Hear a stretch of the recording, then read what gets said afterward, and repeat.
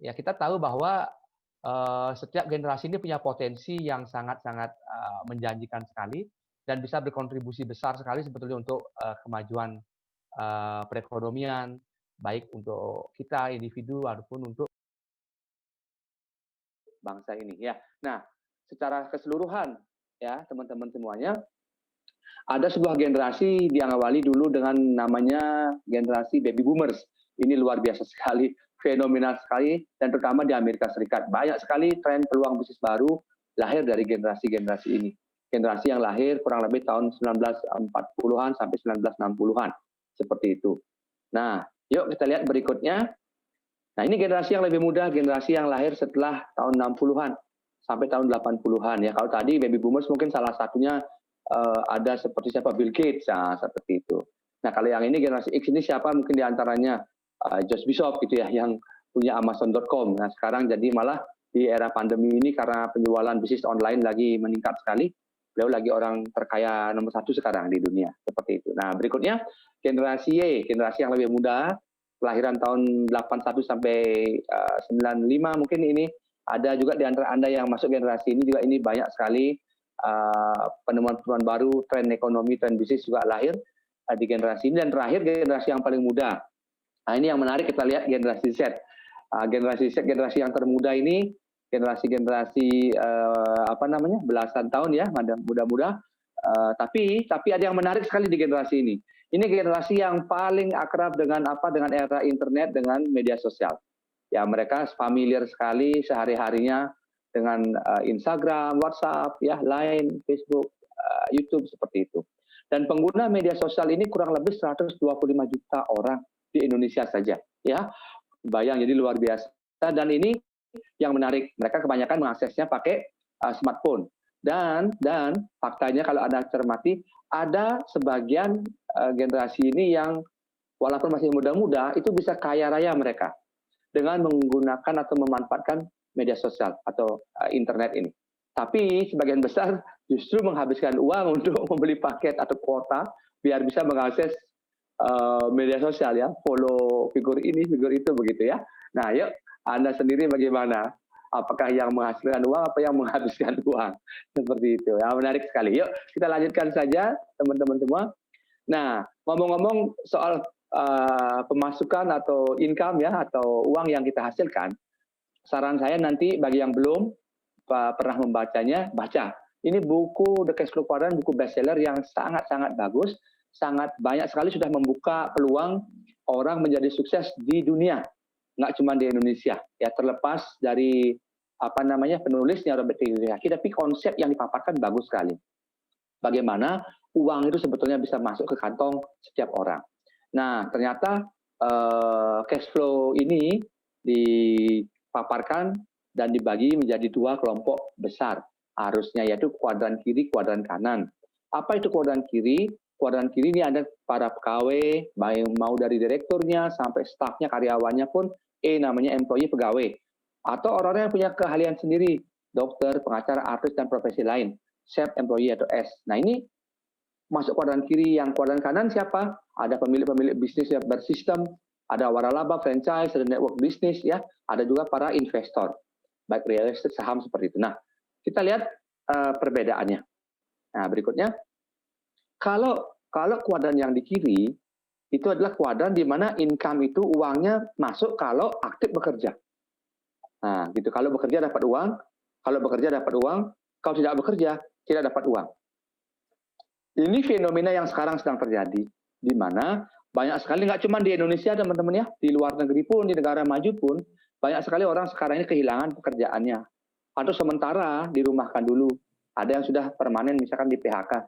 Nah, karena tidak bekerja lagi, penghasilannya otomatis berhenti. Padahal biaya hidup harus tetap terbayarkan, masa depan juga harus sebetulnya tetap direncanakan. Tapi begitulah kondisinya, dan ini mayoritas orang di dunia ada di kelompok ini. Nah, ini yang mengerikan sekali. 90% kira-kira masyarakat dunia mendapatkan uangnya dengan cara aktif income. Seperti itu. Nah, yuk kita lihat lagi. Sementara yang di kuadran kanan tadi, ya, mereka menghasilkan uang juga, tapi konsepnya tidak harus selalu aktif bekerja seperti itu. Karena mereka kerjanya membangun aset. Nah, income-nya, uangnya datang dari asetnya, bukan dari kerjanya langsung, seperti itu. Nah, sehingga orang-orang yang punya aset itu walaupun santai bekerja ataupun bahkan nggak bekerja, tetap punya penghasilan karena sistem uangnya ini cash flow-nya pasif dia dari aset, bukan dari kerjanya sendiri. Nah, ini yang menarik ya. Ada sekitar 10% masyarakat dunia ada di kelompok ini. Nah, Anda kalau mau atau dikasih pilihan, Anda mau yang tadi, kerja dulu baru dapat uang, apa misalnya nggak kerja pun dapat uang. Nah, seperti itu ya. Yuk, nanti kita bahas caranya bagaimana. Nah, ngomong-ngomong soal income, kebanyakan orang kan berarti dapat uangnya dari gaji.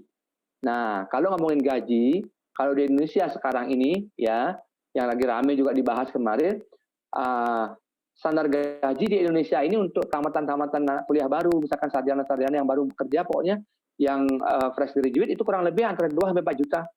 Rata-rata 3 juta lah ya, berarti 3 juta per bulannya. Ya, ya. Terus kita lanjutkan. Apa yang menarik di sini? Nah, masalahnya biasanya orang kalau udah kerja, ya di usia-usia kerja yang baru mulai kerja ini fresh graduate, nggak lama lagi, ya selain biaya-biaya yang rutin yang akan muncul, biasanya mereka udah ditunggu oleh biaya-biaya yang mau nggak mau memang harus ditanggung, yaitu biaya nikah, biaya beli rumah, beli mobil, yang biasa-biasa aja semuanya, nikah biasa, rumah biasa, mobil biasa, itu total-totalnya sampai bisa 0,5 miliar lebih loh, teman-teman. Ya, kalau Anda perhatikan. Dan ini banyak orang melakoni ini, menjalani ini.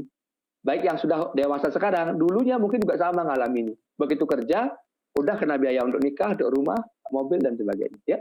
Nah, jadi kalau punya income 3 juta sebulan, gaji 3 juta sebulan, itu kalau dikumpulkan semua untuk biaya nikah, rumah, mobil, maka perlu 200 bulan untuk nabung 3 juta per bulan. Ya, 16 tahun. Terus untuk makan apa? Harus punya income lain. Atau gajinya harus naik dari 3 juta. Seperti itu. Oke? Yuk kita lanjutkan lagi.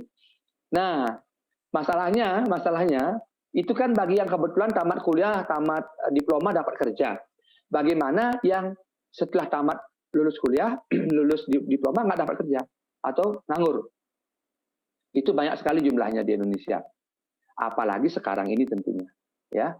Sekarang ini bukan orang yang baru tamat kuliah yang jadi pengangguran banyak sekali. Orang-orang profesional hebat ya juga sekarang lagi pada dirumahkan, gajinya lagi pada dipotong, ya. Ada yang total kehilangan pekerjaan karena banyak perusahaan tutup, banyak perusahaan bangkrut, ya. Jadi pilot-pilot ya seperti itu sekarang lagi di rumah, ya nggak kerja, pesawatnya nggak terbang. Pramugari misalkan apa, profesi lain, ya. Teman-teman saya ada yang pada udah puluhan tahun berkarir di perusahaan minyak misalnya, para insinyur-insinyur gitu, sekarang di rumah juga, nggak kerja juga seperti itu, ya. Itulah kondisinya sekarang teman-teman semua, ya. Terus kita lanjutkan lagi.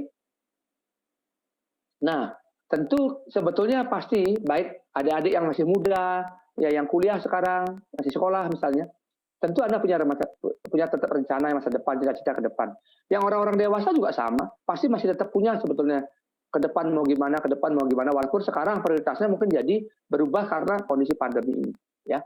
Tapi ngomong-ngomong ke depan, pasti semua masih punya rencana. Ya entah berubah atau tidak rencananya, tapi pasti masih punya.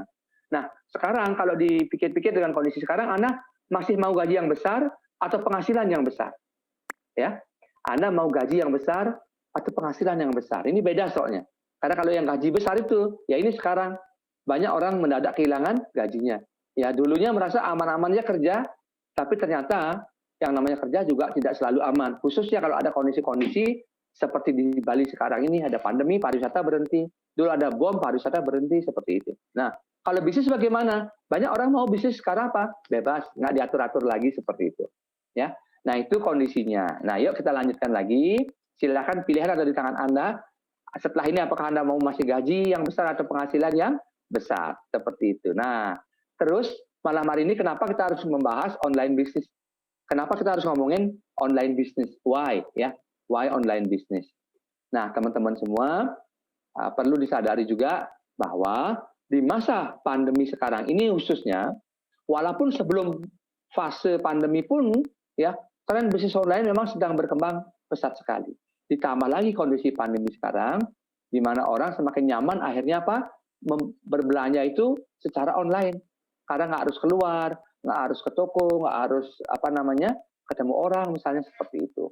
di luar itu, ya di luar itu, kenapa bisnis online ini bisa kita jadikan acuan, khususnya sekarang ini apalagi jadi solusi, karena modalnya kecil, jadi setiap orang bisa mengambil peluang ini, risikonya juga kecil jadinya, karena modalnya kecil.